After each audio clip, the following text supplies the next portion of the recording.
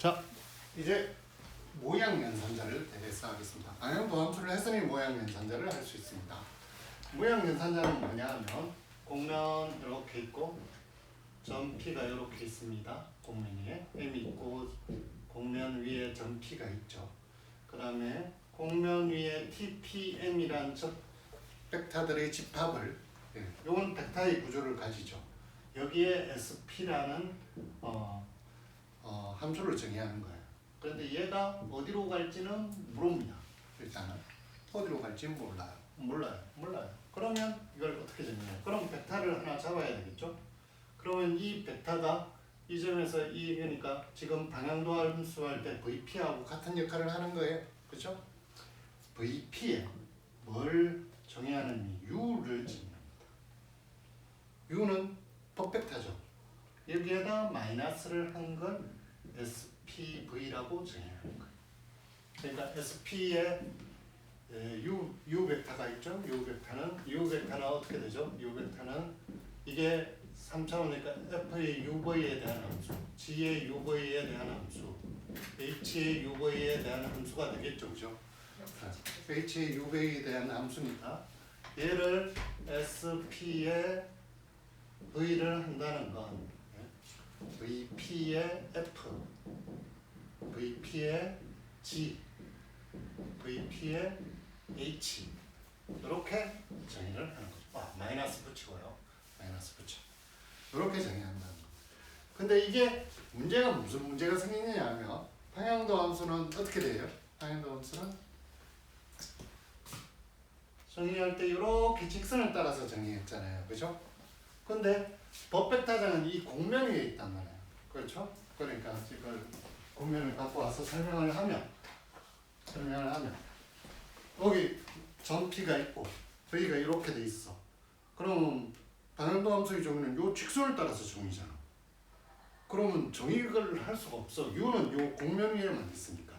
그렇죠? 그러면 어떻게 하냐? 방향도 함수 우리 조금 전에 했던 이야기가 뭐예요? 직선을 따라서 미분을 하나, 변화율을 계산하나, 곡선을 따라 변화율을 계산하나 똑같다고 그랬잖아요. 그래서 이 곡선이 아니라 이렇게 곡면 위에 있는 곡선을 선택하면 되는 거예요. 그래도 값은 똑같거든. 그래서 정확하게는 U에 알파 T, 그죠? 알파 T에 DT, D를 해서 T 꼴 제로를 넣는 거죠. 얘 마이너스 한 걸 SP의 V가 되는 거죠.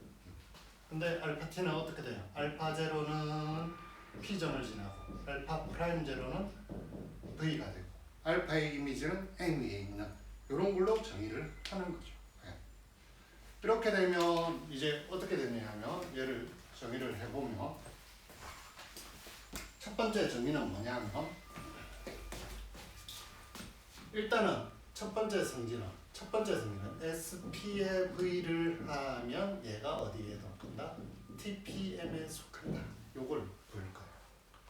그럼 요 물음표라고 해주는 게 바로 TPM이 돼버리는 거지. 그러면 2차원에서 2차원으로 가는 선형사상이 된다는 걸 보이고 싶은 거야. 그죠? 그러면 어떻게 하냐? SP의 V하고 뭐하고 수직인 거 보이면 U하고 수직인 것만 보이면 끝이에요. 근데 SP에 보이는 뭐예요? 요거죠. 그러면 U에 알파 T를 넣고 얘 U에 알파 T를 넣고 내적을 했어. 그럼 어떻게 돼요? 요건 아이덴티컬이 1이죠. 그럼 양변을 T에 관해서 미분해. 그럼 2배의 DT D에 T 꼴 제로에 U 알파 T 내적에 U 알파 T 이렇게 되잖아요. 그럼 T 제로 넣으면 어떻게 되냐면 T에 제로 넣으면 요 제로 되고 얘 미분해서 제로 넣은 거니까 요거는 P점에서의 법벡터 요 점은 요게 마이너스 SPV잖아. 그죠? 마이너스 취한 거를. 그러니까 얘하고 U하고 내적하니까 얘가 여기에 속한다는 게 증명이 되는 거예요. 끝.